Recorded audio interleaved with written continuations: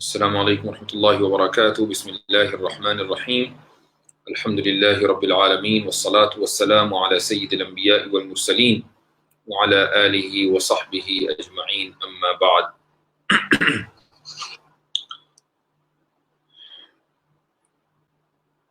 آج کے اس پروگرام میں، آج کے اس تفسیری حلقے میں انشاءاللہ ایک اہم مسئلے کے اوپر ڈسکشن کرنے کا ارادہ ہے، اور یہ مسئلہ ہے عذاب قبر کا۔ بظاہر کچھ لوگوں کے نزدیک شاید یہ اتنا اہم نہ ہو، لیکن آج کے اس متجدد پسند ماحول میں کہ جس میں دین کی نئی نئی تشریح آپ کو جگہ جگہ سننے کو ملتی ہے، اور ایسے لوگوں کا بڑا زور ہے خصوصاً سوشل میڈیا پر کہ جو دین کو اپنی عقل کے مطابق اور ایک عام انسان کی عقل کے مطابق سمجھنے کی اور اس کی تشریح کرنے کی کوشش کرتے ہیں، اور وہ یہ سمجھتے ہیں کہ ہم یہ کوئی بہت بڑی دین کی خدمت انجام دے رہے ہیں کہ ہم نے دین کو ایک سڑک پر چلتے ہوئے انسان کی عقل کے تابع کر دیا، تو اس لیے وہ ہر ایسی چیز کا انکار کر دیتے ہیں یا اس میں تعویل کر دیتے ہیں کہ جو ذرا سی بھی ان کی اپنی عقل سے ٹکرا رہی ہو۔ اس لیے یہ ضروری ہے کہ اس طرح کے مسائل پر گفتگو کی جائے، اور الحمدللہ شروع رمضان سے یہی معمول رہا اور یہی کوشش رہی کہ ایسے ہی مسائل پر وقتاً فوقتاً گفتگو کی جاتی رہے کہ جن کے تعلق سے لوگ پریشان ہوتے ہیں، کنفیوژن کا شکار ہوتے ہیں، بہت سے سوالات آتے ہیں۔ تو آج عذاب قبر کا موضوع ہے انشاءاللہ آج کی تفسیر کا، اور دراصل اس کی وجہ یہ ہے کہ ہم بہت سے حفاظ نے آج 24واں پارہ پڑھا ہے، اور 24ویں پارے میں سورہ غافر میں آیت نمبر 46 ہے، اور آیت نمبر 46 دراصل عذاب قبر سے متعلق ہے۔ آج جن باتوں کے اوپر گفتگو ہوگی، جو لوگ ابھی جوائن ہوئے ہیں اور جو لوگ آگے جوائن ہوں گے انشاءاللہ وہ لوگ بھی اس کو سمجھ لیں گے۔ سب سے پہلے تو میں بتا دوں کہ آج کا موضوع بظاہر بہت سے لوگوں کے لیے انٹرسٹڈ ہو سکتا ہے، لیکن تھوڑا سا خشک بھی ہے، اور میں چاہوں گا کہ آپ بے انتہا توجہ کے ساتھ اس کو سنیے۔ شاید ابھی تک کے جتنے بھی حلقات ہوئے ہیں، آج 22واں حلقہ ہے، ان میں یہ سب سے خشک ہو، اور اس کی وجہ یہ ہے کہ آج جو گفتگو ہوگی وہ اس طریقے سے کہ سب سے پہلے ہم یہ سمجھنے کی کوشش کریں گے کہ انسان کا مزاج اللہ تعالیٰ نے جو بنایا ہے، تو مختلف مزاجوں کے انسان بنائے ہیں، تو وہ کیسے آپ پہچانیں کہ کس مزاج کا کون سا انسان ہے۔ تو پہلی بات تو یہ ہے، تو اس کی کئی کیٹیگریز ہیں۔ دوسری بات یہ ہے کہ پہلا ڈسکشن تو یہ ہوا، دوسرا ڈسکشن یہ ہوگا انشاءاللہ کہ انسان کو اگر برزخ میں، قبر میں عذاب دیا جاتا ہے یا اس کو کوئی نعمت دی جاتی ہے تو وہ کس طرح ملے گی، یعنی اس کی صورت کیا ہوگی۔ تو یہ دو چیزیں ہیں، اور یہ دونوں خالص فلسافیکل بحث ہیں، فلسفیانہ بحثیں ہیں۔ اس کا مطلب یہ نہیں ہے کہ یہ خالص عقلی گھوڑے ہیں، بلکہ دلائل اور قرآن و حدیث کی روشنی میں ان چیزوں کو علماء نے طے کیا ہے، تو وہی آپ کو اس کا خلاصہ انشاءاللہ میں بیان کروں گا۔ لیکن سب سے پہلے ایک بنیادی بات یہ سمجھ لیتے ہیں کہ عذاب قبر کا ثبوت ہے یا نہیں ہے۔ میں نے جیسے کہا کہ کچھ جدت پسند، روشن خیال، لبرل ٹائپ کے لوگ ہیں جو یہ کہتے ہیں کہ نہیں، قرآن سے عذاب قبر کا چونکہ کوئی ثبوت نہیں ہے، اس لیے ہم عذاب قبر کو نہیں مانتے۔ اس موضوع پر بھی تفصیلی ڈسکشن کیا جا چکا ہے کہ قرآن سے بہت سی چیزوں کا نہ ثبوت ہوتا ہو تو نہ ہو۔ ہمارے نزدیک یعنی اہل سنت والجماعت کے نزدیک، بلکہ مسلمانوں کے نزدیک سنت نبی کریم صلی اللہ علیہ وسلم کی یہ شریعت کی کا دوسرا اہم ترین سورس ہے۔ لہٰذا اگر کوئی چیز سنت سے ثابت ہو رہی ہے، حدیثوں سے ثابت ہو رہی ہے، تو اس کے شریعت کا حصہ ہونے کے لیے یہ بہت کافی ہے۔ تو ضروری نہیں ہے کہ ہم ہر چیز کو قرآن میں تلاش کریں، لیکن اس کے باوجود قرآن سے ہی ثابت کیا جائے گا کہ عذاب قبر ہے۔ البتہ آپ جب بھی اس مسئلے کو سنیں، عذاب قبر کو، بہت سے لوگ یہ سمجھتے ہیں کہ عذاب قبر میں صرف عذاب ہی ہوتا ہے۔ نہیں، ایسا نہیں ہے، قبر کے اندر نعمتیں بھی آتی ہیں۔ اگر قبر میں نعمتیں بھی انسان کو ملتی ہیں تو پھر نعمت قبر کیوں نہیں کہتے؟ یعنی یہ بھی تو ہونا چاہیے کہ نعمت قبر اس مسئلے کو کہیں، عذاب قبر کیوں کہتے ہیں؟ یہ اس مسئلے کا جو عنوان ہے وہ دراصل عذاب قبر ہے، لیکن اس کا مطلب یہ نہیں ہے کہ قبر میں صرف عذاب ہی ہوگا اور رحمت یا نعمت نہیں ملے گی، دونوں چیزیں ہوں گی، لیکن عنوان جو ہے اس مسئلے کا جو عنوان رکھا گیا ہے وہ ہے عذاب قبر۔ کیوں؟ اس لیے کہ نعمت پر کسی کو کوئی اعتراض نہیں ہوتا، آدمی پریشان وہاں ہوتا ہے جہاں عذاب کی بات آئے۔ مثلا اگر کوئی آدمی یہ کہے کہ دنیا کے اندر بہت نعمتیں ملتی ہیں، سب لوگ ایک دم مانیں گے کہ ہاں بالکل ملتی ہیں، لیکن اگر کوئی یہ کہے کہ نہیں دنیا میں عذاب آتا ہے، اب ایک دم لوگ سوچیں گے کہ اچھا عذاب آتا ہے، کس صورت میں آتا ہے، کیسے آتا ہے، کہاں لکھا ہوا ہے، اب ایک دم کوشچن شروع ہو جائیں گے۔ تو لوگوں کو جو کنفیوژن ہوا ہے وہ قبر کی نعمتوں کے بارے میں نہیں ہوا، لوگوں کو کنفیوژن ہوا ہے قبر کے عذاب کے تعلق سے، اس لیے یہ مسئلے کا عنوان ہے۔ اس سے ہرگز یہ ذہن میں نہیں آنا چاہیے کہ قبر میں صرف عذاب ہوتا ہے، نعمتیں نہیں ملتی، نعمتیں بھی ملتی ہیں اور عذاب بھی ہوتا ہے، دونوں طریقے سے وہ انسان کی جو کیفیت ہے اور حالت ہے اس کے اعتبار سے اس کو ٹریٹ کیا جاتا ہے قبر میں۔ تو قرآن کریم میں یہ کہاں لکھا ہے کہ عذاب قبر بھی ایک حقیقت ہے؟ یہ ہے آیت نمبر 46۔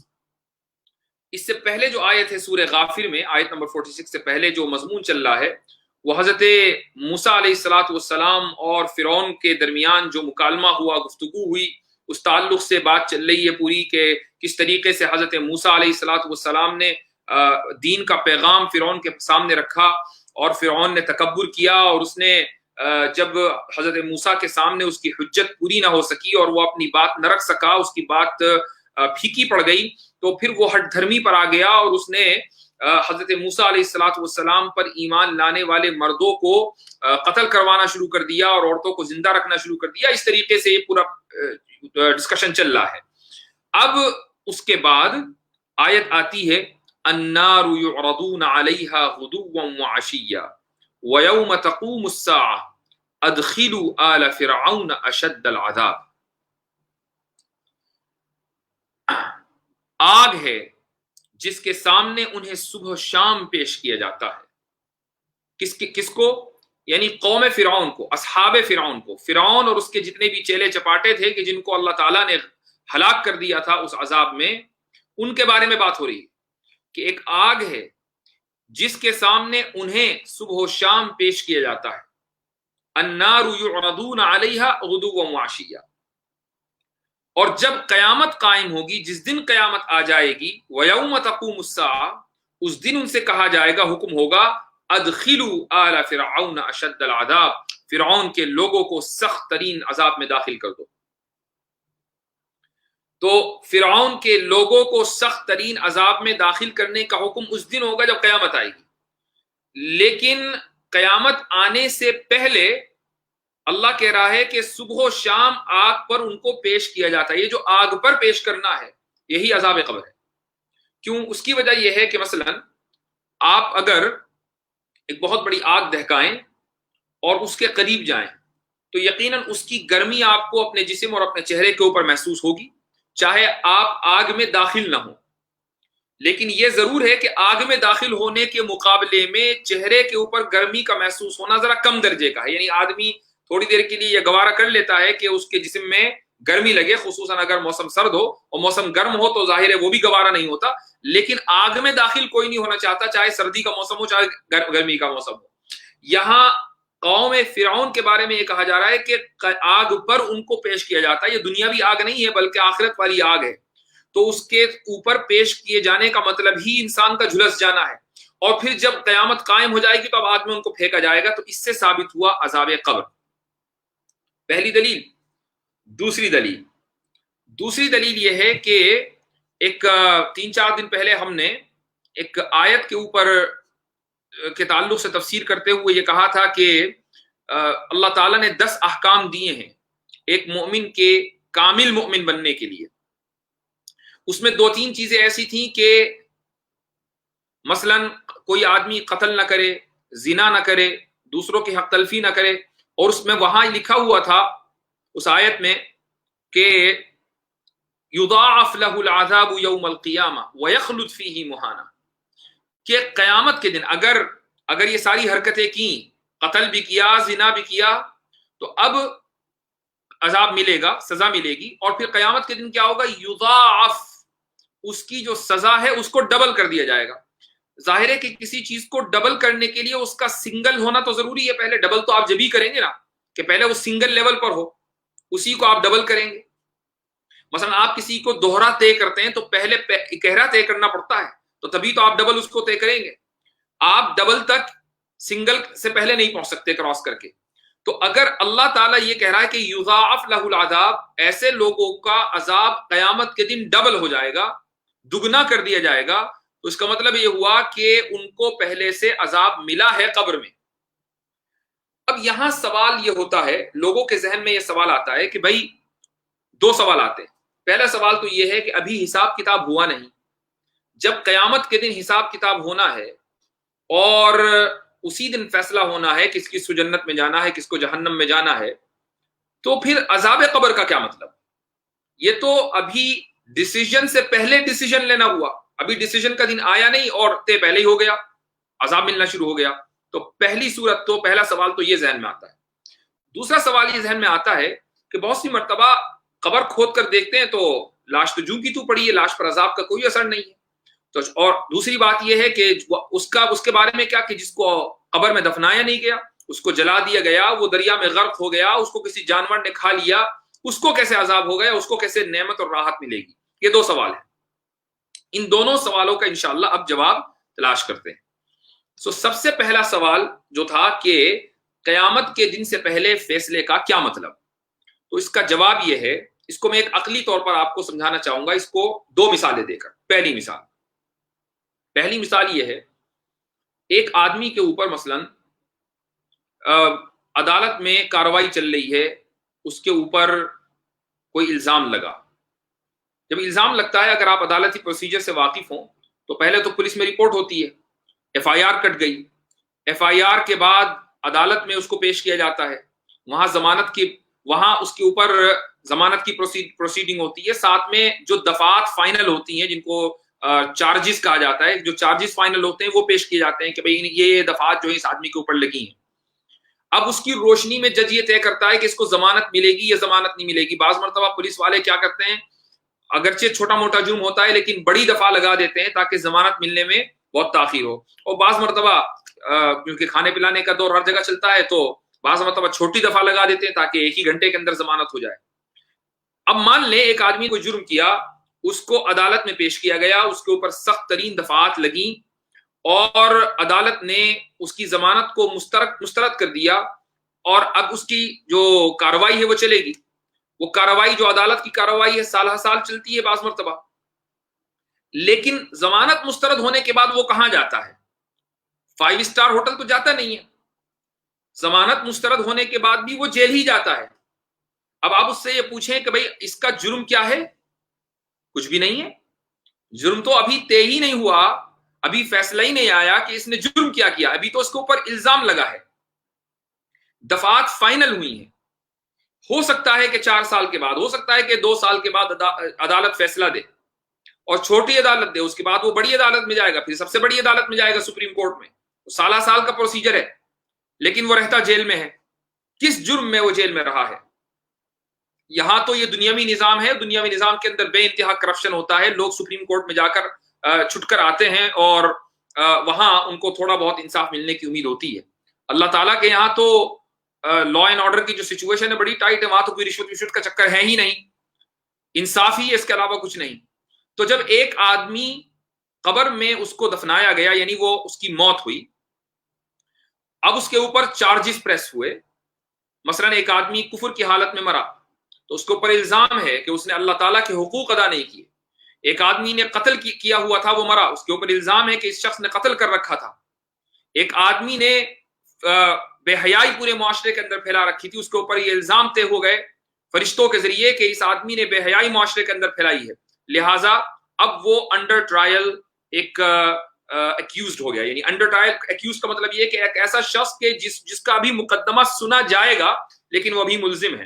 اب ایسے شخص کو آپ 5 اسٹار ہوٹل بھیج کر اس کا کوئی بہت اعلیٰ اعزاز و اکرام نہیں کریں گے, بلکہ وہ جیل میں ہی رہے گا. اسی وجہ سے قبر میں اس کو جو سزا ملتی ہے وہ ایسی ہی ہے جیسا کہ کسی ملزم کو جیل میں رکھ دیا جائے. تو ایک مثال تو یہ ہے. دوسری مثال, آپ کو اور دیتا ہوں، اس سے مسئلہ اور واضح ہوگا۔ مثال یہ ہے کہ آپ کو مثلا ہیڈ آف دا اسٹیٹ نے، صدر نے کسی ملک کے کوئی اعلیٰ میڈل اور اعزاز دینے کے لیے بلایا ہے، آپ کی جو خدمات ہیں ملک کے لیے وہ بڑی یونیک ہیں، اس لیے آپ کو صدر صاحب نے وہ کیا کہتے ہیں اس کو، الگ الگ میڈل آتے ہیں، پدم شری کیا کیا، تو وہ دینے کے لیے مثلا بلایا۔ تو اب اگر آپ کو اپنے گھر سے مثلا آپ کہیں بہت دور ہیں کیپٹل سے، وہاں سے آپ کو بلایا گیا، تو آپ اپنے خرچے پہ تو نہیں جائیں گے، ایسے تو نہیں کہ آپ بسوں کے دھکے کھاتے ہوئے جائیں گے، پیدل چلیں گے، کسی ٹرک کے اوپر بیٹھ کے جائیں گے، اسکوٹروں پہ لٹک کے جائیں گے، ایسا تو نہیں ہوگا۔ بڑے اعزاز اور اکرام سے آپ کو پریزیڈنٹ پیلس تک لایا جائے گا، آپ کے پروٹوکولز ہوں گے، آپ کا اسپیشل پاس ہوگا، اور آپ کو کوئی روکے گا نہیں کہ بھائی یہ اسپیشل مہمان ہے صدر کے، چھوٹا موٹا نہیں کام ہے، ان کو جو ہے وہ صدر جمہوریہ کی طرف سے بڑا زبردست انعام ملنے والا ہے۔ تو یہ جو پورے راستے میں آپ کا احترام اکرام ہو رہا ہے، ابھی اعزاز ملا نہیں لیکن احترام شروع ہو گیا، اس کی وجہ یہ ہے کہ یہ طے کر دیا گیا کہ آپ بہت اچھی شخصیت ہے۔ ایک اور مثال لے لیجئے کہ آپ کو مثلا کسی انسان کو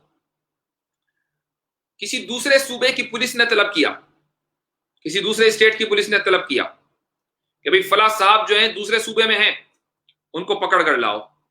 اب جب پولیس اس آدمی کو پکڑ کر لے جائے گی تو بہت اعلیٰ وی آئی پی ٹریٹمنٹ نہیں ملے گا، بلکہ جس طریقے سے ایک مجرم کو، ملزم کو ہتھکڑی لگا کر لے کر جاتے ہیں اسی طریقے سے لے کر جاتے ہیں، حالانکہ ابھی تو آپ اس جگہ پہنچے بھی نہیں ہیں، یہ بھی نہیں پتا کہ کیوں لے کے جا رہے ہیں، لیکن جس نے بلایا اس کو پتا ہے۔ تو اللہ تعالیٰ کے یہاں اس کے علم میں یہ بات ہے کہ جو آدمی مرا ہے اس کا انجام کیا ہونا ہے، لہٰذا اس کے علم کے اعتبار سے قبر سے اس کے وہ حالات شروع ہو جاتے ہیں۔ اگر وہ نیک بندہ ہے اور اس کا جو انجام ہے وہ اچھا ہونا ہے تو پھر قبر میں بھی اس کا اعزاز اور احترام ہونے لگتا ہے اور اس کی اچھی زندگی قبر سے شروع ہو جاتی ہے، اور اگر اس کا انجام برا ہونا ہے، وہ جہنم کی آگ کا ایندھن بننا ہے اس کو، تو پھر قبر ہی سے اس کا حشر شروع ہو جاتا ہے، اس کا حشر خراب۔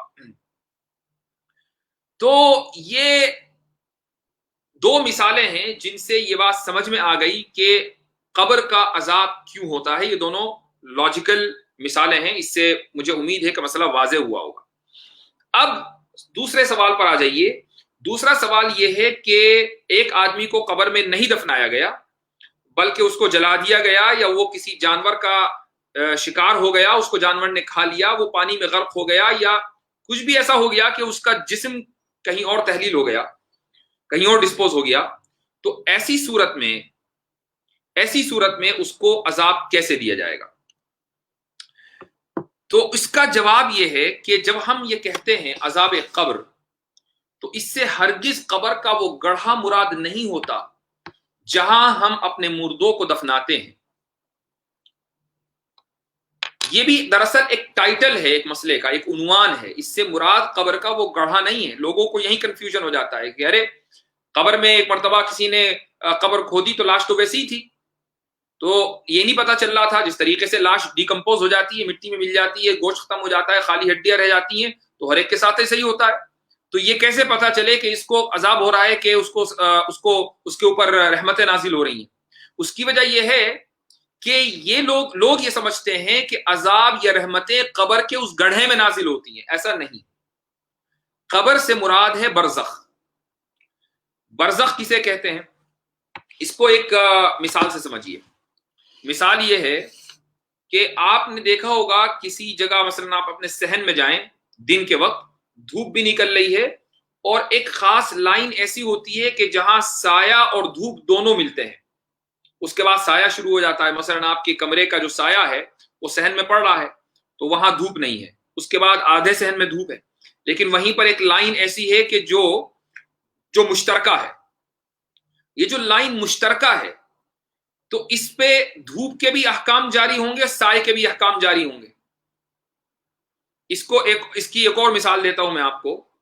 وہ مثال یہ ہے، بلکہ مثال ہی کیا، اسی مسئلے کو لے لیجئے، برزخ کو۔ عالم برزخ جو ہے یہ ایک ایسی دنیا ہے کہ جو اس دنیا میں، جو ہماری دنیا ہے، اس کے بعد اور اگلی جو دنیا ہے آخرت کی، اس کے درمیان ایک مشترکہ جگہ ہے، ایک ویٹنگ روم ہے، ٹھیک ہے، آپ مثلا کسی اسٹیشن پر جائیں، اسٹیشن پہ ویٹنگ روم ہے یا کسی ایئرپورٹ کے اوپر ویٹنگ روم ہے. یہ جو ویٹنگ روم ہے یہ آپ کی فلائٹ اور آپ کے گھر سے جو ایئرپورٹ کا راستہ ہے اس کے درمیان ایک مشترکہ جگہ ہے. تو ایسے ہی عالم برزخ دراصل ایک ویٹنگ روم ہے، لیکن اور لہٰذا وہ قبر کا گڑھا نہیں ہے. تو انسان جب مرتا ہے اس کی روح نکلتی ہے تو یہ روح اس برزخ میں جاتی ہے اور یہاں وہ انتظار کرتی ہے آخرت کے قائم ہونے کا، قیامت کے قائم ہونے کا. اب جو کچھ احوال اس کے اوپر آتے ہیں، اچھے یا برے، یہ عالم برزخ میں آتے ہیں. لہٰذا قبر کے گڑھے سے اس کا کوئی تعلق نہیں ہے. اب کوئی آدمی کسی بھی طرح مرے اور کسی بھی طرح دفن ہو، وہ قبر کے گڑھے میں دفن ہو یا اس کو جلا دیا جائے یا وہ ہوا میں اڑ جائے، پانی میں غرق ہو جائے، وہ جانوروں کا نوالا بن جائے یا دنیا کی کوئی دوسری اور شکل ہوتی ہو اس کی باڈی کو ڈیکمپوز کرنے کی، جائے گا وہ شخص مرنے کے بعد عالم برزخ میں ہی، اسی ویٹنگ روم میں. اور ویٹنگ روم میں اس کو ٹریٹ کیا جانا ہے جس کا وہ مستحق ہے. اگر اچھے ٹریٹمنٹ کا مستحق ہے تو اچھا ٹریٹ کیا جائے گا، اور برے ٹریٹمنٹ کا مستحق ہے تو برے طریقے سے ٹریٹمنٹ کیا جائے گا. مثال کے طور پر ایک مومن ہے، کسی غلط فہمی میں اس کو جلا دیا گیا، غیر مسلم سمجھ کر اس کو جلا دیا گیا. اب اس کا مطلب یہ نہیں کہ اس کو رحمتیں نہیں ملیں گی. اور ایک غیر مسلم ہے، اس کو مسلمان سمجھ کر دفنا دیا گیا اور بڑے اعزاز و اکرام کے ساتھ، اور 20,000 لوگوں نے اس کی نماز جنازہ پڑھی، تھا غیر مسلم. تو اب محض اس لیے کہ 20,000 لوگوں نے اس کی نماز جنازہ پڑھی ہے اور مسلمانوں کے قبرستان میں نہیں، جنت البقیع میں دفنا دیا اس کو، تھا وہ غیر مسلم، تو اس کو ٹریٹمنٹ وہی ملنا ہے جس کا وہ مستحق ہے. اس سے کوئی فرق نہیں پڑتا کہ وہ کس قبرستان میں دفنایا گیا اور کس طریقے سے دفنایا گیا. تو یہ چیزیں، یہ کانسیپٹ کلیئر ہونے چاہیے. اب آ جائیے تھوڑا سا اور ڈیپتھ میں، وہ اس طریقے سے کہ انسان کو جو سزا یا جزا ملتی ہے عالم برزخ میں، یعنی اس دنیا میں، وہ کس طریقے سے ملتی ہے، اس سزا کی نوعیت کیا ہوتی ہے.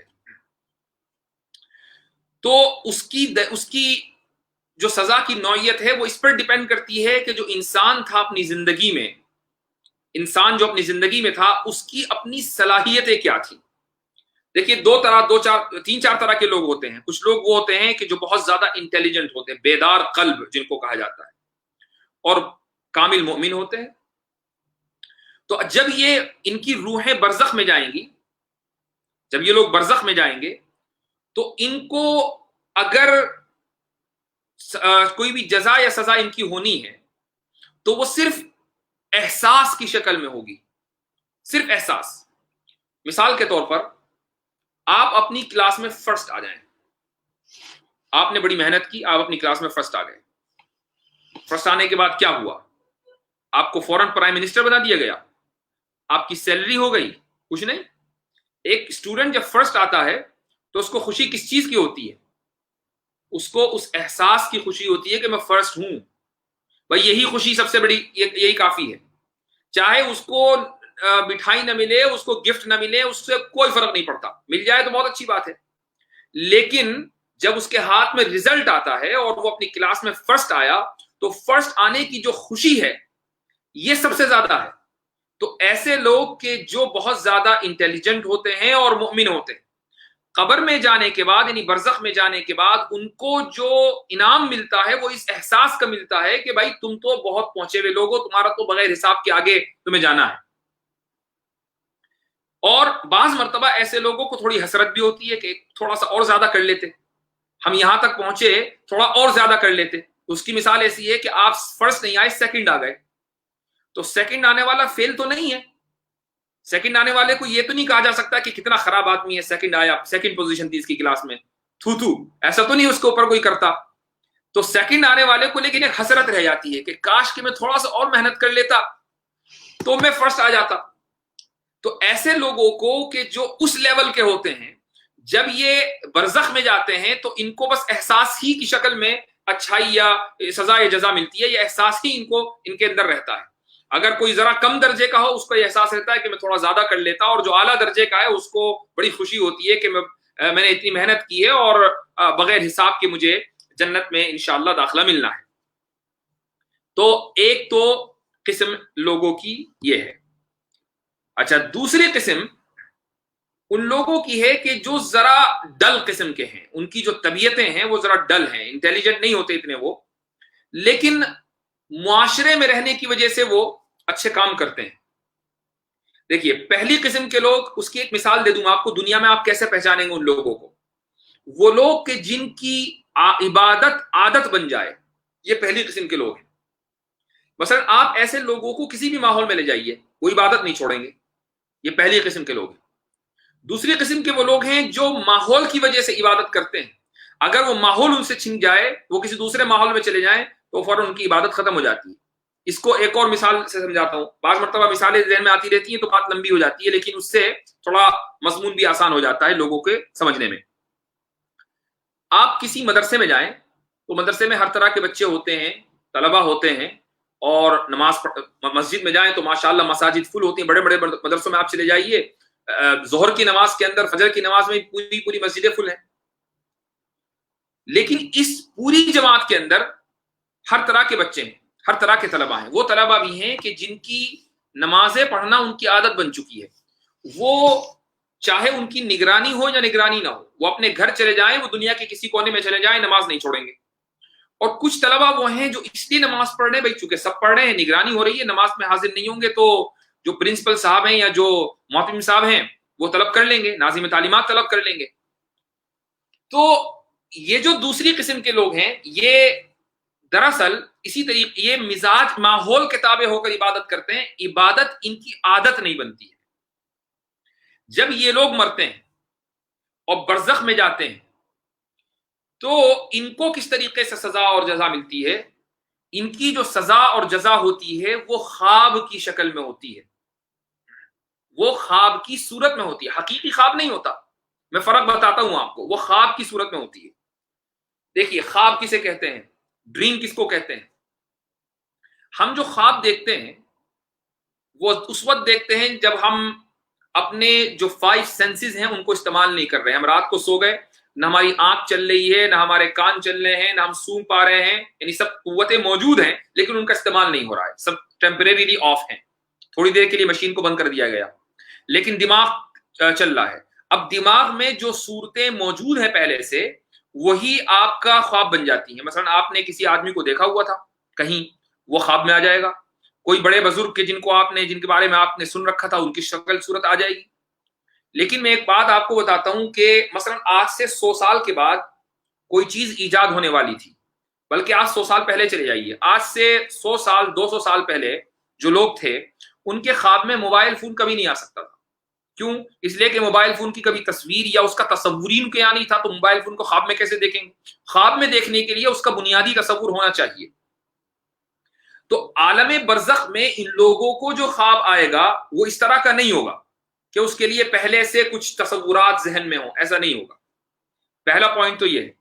دوسرا پوائنٹ یہ ہے کہ جب ہم خواب دیکھتے ہیں تو جس وقت ہم خواب دیکھ رہے ہوتے ہیں اس وقت ہم اس کو حقیقت ہی سمجھتے ہیں۔ یہی وجہ ہے کہ ہمارے چہرے کے اوپر بعض مرتبہ اس خواب میں جو چیزیں دیکھی جا رہی ہیں اس کے آثار بھی رونما ہوتے ہیں، کبھی خوشی کے، کبھی غم کے، کبھی خوف کے، کبھی ڈر کے، بعض مرتبہ خوف کے مارے چیخ نکل جاتی ہے۔ کیوں؟ اس لیے کہ جو آدمی خواب دیکھ رہا ہے وہ تو اس کو حقیقت سمجھ رہا ہے، لیکن جب وہ صبح کو بیدار ہوتا ہے تو اس کو پتہ چلتا ہے کہ ارے یہ تو خواب تھا۔ لیکن اگر وہ کبھی بیدار نہ ہو تو وہ اس کو حقیقت ہی سمجھتا رہے گا، ہمیشہ حقیقت سمجھتا رہے گا۔ تو یہ جو لوگ ہیں ان کو جس طریقے کا خواب آئے گا، تو چونکہ یہ قیامت سے پہلے بیدار ہونے والے نہیں ہیں، تو قیامت تک یہ اس خواب کو حقیقت ہی سمجھتے رہیں گے، اور اس حقیقت کی بنیاد پر، یہ جو حقیقت سمجھ رہے ہیں اس کی بنیاد پر دراصل یہ آرام یا راحت میں رہیں گے۔ آپ اگر خواب میں جنت کی سیر کریں تو آپ کے چہرے کے اوپر بعض مرتبہ خوشی کے آثار نظر آتے ہیں اور آپ خواب کے اندر بھی بڑا سکون محسوس کرتے ہیں۔ لیکن اگر کوئی آدمی دیکھے کہ اس کو جہنم میں ڈالا جا رہا ہے، یا بعض مرتبہ کوئی آدمی خواب دیکھتا ہے کہ کسی اونچائی سے گر رہا ہے، تو جب وہ اونچائی سے گرتا ہے تو ڈر کے مارے وہ چہرے، وہ اس کا جسم جو ہے ایک دم پھدک سا جاتا ہے۔ کیوں؟ چونکہ اس کا جو اثر ہے وہ اس کے جسم کے اوپر بھی پڑتا ہے۔ تو یہی اسی طریقے کی سزا یا جزا عالم برزخ میں اس طرح کے لوگوں کو ملنی ہے۔ لیکن اس کا مطلب یہ نہیں ہے کہ یہ سب کا سب روح کے ساتھ ہوگا، جسم سے اس کا کوئی تعلق نہیں۔ جب سزا یا جزا ملے گی تو اس کا تعلق تھوڑا سا بہت مائنر سا جسم کے ساتھ بھی رہے گا، لیکن وہ کیسے رہے گا اس کو نہیں سمجھا جا سکتا سوائے اس کے کہ میں ایک مثال آپ کو دے دوں۔ ایک اور مثال سن لیجئے۔ وہ مثال کیا ہے؟ آپ نے، اب تو خیر موبائل کا دور آ گیا، لیکن ایک زمانے میں جب گھروں میں لینڈ لائن فون ہوا کرتے تھے، آج بھی کہیں کمپنیوں میں دکانوں میں ہوتے ہیں، تو آپ اس سسٹم کو جانتے ہوں گے کہ جو لینڈ لائن فون ہے، لائن آتی ہے، تار آتا ہے مقامی ایکسچینج سے، اور مقامی ایکسچینج سے آپ کے محلے میں ایک ہب ہوتا ہے، وہاں سے ایک لائن آپ کو دے دی جاتی ہے، پھر وہ جو ایکسچینج ہے وہاں سے ایک بڑا وائر جو ہے وہ ایک اسٹیٹ کا جو ایکسچینج ہے وہاں جاتا ہے، اسٹیٹ کا جو ایکسچینج ہے وہ نیشنل ایکسچینج سے کنیکٹ ہوتا ہے، اور نیشنل ایکسچینج جو ہے پھر وہ سیٹلائٹ سے کنیکٹ ہوتا ہے۔ اب دیکھیے آپ کے گھر میں ایک فون رکھا ہے، آپ کا جو فون ہے وہ، اس کے اندر یہ صلاحیت ہے کہ وہ دنیا کے کسی بھی فون سے کنیکٹ ہو اور ہے کنیکٹڈ۔ مثلا میرے پاس ایک فون رکھا ہوا ہے، میرے اور آپ کے پاس ایک فون رکھا ہوا ہے، آپ کسی دنیا کے دوسرے ملک میں، میں دوسرے ملک میں ہوں، یہ دونوں فون کنیکٹڈ ہیں، حقیقتا نہیں لیکن ہیں۔ یہی وجہ ہے کہ اگر آپ کا نمبر میرے پاس ہو اور میں ڈائل کروں تو سیدھے آپ کے پاس رنگ کرے گا۔ کیسے رنگ کیا اس نے؟ اس لیے کہ کنیکٹڈ ہے۔ اگر ایک اینٹ آپ کے پاس ہو اور ایک اینٹ میرے پاس ہو اور میں اس اینٹ کے اوپر آپ کا نمبر لکھ دوں تو کبھی کنیکٹ ہوگا؟ نہیں ہوگا، چونکہ دونوں اینٹیں کنیکٹڈ نہیں ہیں۔ تو بیچ میں یہ جو کنیکشن ہے، یہ اس بات کی دلیل ہے کہ دونوں فون ایک دوسرے سے کنیکٹ ہیں، مربوط ہیں، آپ ایک دوسرے سے رابطہ کر سکتے ہیں۔ ایسے ہی جب انسان مرتا ہے تو اس کی روح ضرور نکل جاتی ہے، لیکن اس کی روح کا اس کے جسم سے ایسا ہی تعلق رہتا ہے جیسے آپ کے فون کا میرے فون سے بغیر ڈائل کیے تعلق ہے، کہ جب تعلق ملانا چاہوں تو ملا لوں، اتنا تعلق رہتا ہے۔ بس اتنا ہی اس کو سمجھا جا سکتا ہے، ورنہ قبر کی جو زندگی ہے یا برزخ کی جو زندگی ہے وہ ہماری آنکھوں کے سامنے نہیں ہے، وہ عالم مشاہدہ نہیں ہے۔ عالم مشاہدہ تو وہ زندگی ہے جس کو ہم دیکھ رہے ہیں، ہم اس کو عقل کی بنیاد پر اس کی انٹرپریٹیشن کر سکتے ہیں، تشریح کر سکتے ہیں، لیکن جب انسان مر گیا تو مرنے کے بعد دنیا کا سائنٹسٹ ہی نہیں، سارے سائنٹسٹوں کا باپ بھی آپ بلا لیں، آپ اس سے یہ نہیں کہہ سکتے کہ بھائی تم ذرا مرنے کے بعد کے حالات بتا دو، وہ وہیں سرنڈر کر دے گا کہ جی مجھے نہیں معلوم، یہاں تک کہ میری دکان چلتی نہیں ہے، میری دکان تو بس مرنے سے پہلے تک ہے، میں یہیں کے حالات کو انٹرپریٹ کر سکتا ہوں، وہ بھی اندازے کے اعتبار سے۔ تو اس لیے ہم صرف چند مثالوں سے اس کو سمجھ سکتے ہیں کہ وہ ذہن کے یہ مضمون قریب ہو جائے۔ اس کا مطلب یہ نہیں ہے کہ اس کی ایک مائنیوٹ ڈیٹیل کو بھی ہم عقلی بنیادوں کے اوپر اور پیرامیٹرز کے اوپر سمجھ سکیں، صرف اتنا ہی ہے کہ اس انسان کا مرنے کے بعد بھی اس کی باڈی سے تھوڑا بہت تعلق رہتا ہے۔ یہی وجہ ہے کہ بعض مرتبہ اس طرح کے واقعات، آپ نے ہزاروں واقعات سنے ہوں گے، بہت سی مرتبہ سنے ہوں گے کہ بھی فلاں صاحب کی قبر کھودی تو ان کا جو جسم تھا وہ جوں کا تو تھا، اور ان کے جسم کو مٹی نے نہیں کھایا۔ کیوں نہیں کھایا؟ ان کے جسم میں کوئی خاص بات تھی کیا؟ ان کے جسم میں گوشت پوست یا ہڈیاں نہیں تھیں؟ تو کیا وجہ ہے کہ مٹی نے ان کے جسم کو نہیں کھایا، اور ان کے برابر میں ایک آدمی کو دفنایا، اس کے جسم کو مٹی کھا گئی؟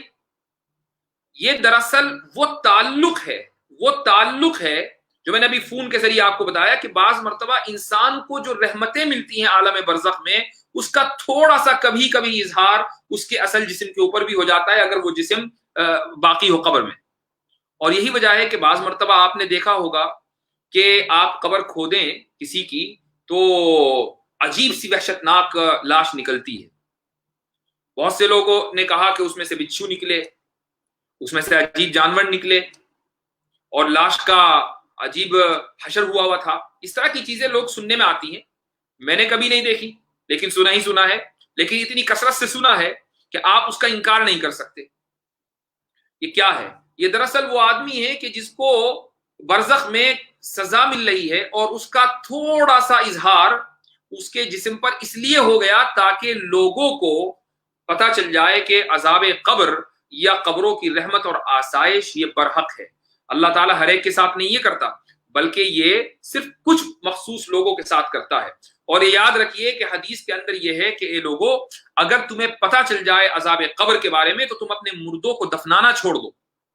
اور احادیث سے یہ بھی ثابت ہے کہ قبر میں جب آدمی کو دفنایا جاتا ہے، یعنی برزخ میں جب وہ آدمی پہنچ جاتا ہے، تو اس کی چیخیں بہت سے جانور بھی سنتے ہیں۔ اب صرف انسان اور جن نہیں سنتے، تو اب سوال یہ ہے کہ جانور سنتے ہیں اور ان کو کوئی اثر نہیں ہوتا، لیکن جن اور انسان تو ظاہر ہے کہ اللہ تعالیٰ نے بلاک کر رکھا ہے ان کی قوت سماعت کو، وہ چیز ان کو سن نہیں سکتے، لیکن جانور سن سکتے ہیں، تو ان کے اوپر اثر کیوں نہیں ہوتا؟ اس کی وجہ ہے کہ جانوروں کو پتا ہے کہ یہ ہمارا ڈپارٹمنٹ ہے ہی نہیں، یعنی جانور کو وہاں جا کر قبر میں عذاب نہیں ملنا ہے۔ تو ٹھیک ہے، آپ کتے کے سامنے کتنا ہی زور سے بھوکے، کتا سوتا رہے گا، آپ ہتھوڑا مارتے رہیے، اتنی زور سے ماریے کہ سب اٹھ جائیں گے، کتا نہیں اٹھے گا۔ ہاں، لیکن آپ نے جیسے ہی گوشت کی یا گوشت اس کے سامنے ڈالا تو اس کی قوت شامہ یعنی جو اسمیلنگ پاور ہے وہ اتنی مضبوط ہے کہ اب ایک دم اس کی آنکھ کھلے گی۔ تو جانور وہ سنتا ہے کہ جس کی اس کے نزدیک اہمیت ہے، قبر کے عذاب کی اس کے نزدیک کوئی اہمیت نہیں، چونکہ اس کو پتا ہے کہ مجھے نہیں ہونا، تو اس لیے آپ جانوروں کے اندر کوئی ہلچل نہیں دیکھتے۔ ہاں، انسان کو اگر سمجھ میں آ جائے یا انسان سن لے اس کی جو مردہ ہے اس کی چیخیں، تو پھر لوگ اپنے مردوں کو دفنانا اور ان کا فیونرل کرنا چھوڑ دیں، تو بہرحال یہ آج کے درس کا خلاصہ ہے کہ اس کا قبر کا عذاب اور اس کی راحتیں دونوں برحق ہیں، اور قرآن کریم سے یہ ثابت ہے، قرآن کریم کی بہت سی آیتوں سے یہ ثابت ہے، اور اس بات کی کوئی حیثیت نہیں ہے کہ لوگ جو کہتے ہیں کہ بھائی پہلے قرآن کریم سے ثابت کرو، قرآن میں واضح انداز سے نہیں لکھا، تو قرآن میں واضح انداز سے لکھا ہے، سورہ غافر کی ان آیتوں کے ذریعے میں نے بتا دیا۔ آج یہ بھی الحمدللہ بات ہو گئی کہ قبر سے مراد قبر کا وہ گڑھا نہیں ہے بلکہ عالم برزخ ہے، اور عالم برزخ ایک لاسٹ پوائنٹ یہ بھی بتا دوں کہ عالم برزخ اور یہ جو عالم دنیا ہے یہ پیرالل چلتے ہیں، یہی وجہ ہے کہ کچھ لوگ جب ادھر سے ادھر منتقل ہو جاتے ہیں، ادھر سے ادھر منتقل ہو جاتے ہیں، تو یہ دونوں پیرالل چل رہے ہیں۔ ایسا نہیں کہ عالم دنیا ختم ہوگی تو عالم برزخ شروع ہوگا تو پھر عالم آخرت آئے گی، نہیں، یہ دونوں پیرالل چل رہے ہیں، اور جب یہ دونوں ختم ہو جائیں گے تو ایک دم عالم آخرت آ جائے گا۔ یہ ایسا ہی جیسے دو ٹرینیں ساتھ میں چل رہی ہیں اور دونوں کو ایک ہی منزل پر جانا ہے، اور آپ دونوں ایک ہی سپیڈ سے ایک ہی رفتار سے چل رہی ہیں، اور دونوں کے درمیان کوئی برج بھی ہے کہ جس کے ذریعے پیسنجرز ادھر سے ادھر منتقل ہو سکتے ہیں، تو اس ٹرین سے اس ٹرین میں آ جائیں، لیکن جانا دونوں کے ایک ہی ڈیسٹینیشن پر ہے۔ تو ایسے ہی عالم برزخ اور عالم دنیا دونوں ساتھ چل رہے ہیں، جانا دونوں کے ایک ہی ڈیسٹینیشن پر ہے، اور وہ ہے آخرت۔ تو الحمدللہ آج بہت سی باتیں کلیئر ہوئی ہوں گی کہ عذاب قبر برحق ہے، نعمت قبر برحق ہے، کس طریقے سے عذاب ملتا ہے، کس طریقے سے نعمت ملتی ہے، کن بندوں کو کس انداز سے ملتی ہے، اور اس عذاب کا تعلق صرف روح سے نہیں ہے بلکہ جسم سے بھی ہے، اور یہ صحیح احادیث بلکہ قرآن کریم کی آیتوں سے یہ پورا مضمون ثابت ہے۔ تو امید ہے کہ یہ چیزیں اور یہ سارے کانسیپٹ جو ہیں وہ اب کلیئر ہو گئے ہوں گے۔ تو انشاءاللہ کل پھر ملاقات ہوگی۔ جزاکم اللہ خیر الجزا، دعا ہے کہ اللہ سبحانہ و تعالی ہم سب کو دین کی صحیح سمجھ عطا فرمائے۔ والسلام علیکم ورحمۃ اللہ وبرکاتہ۔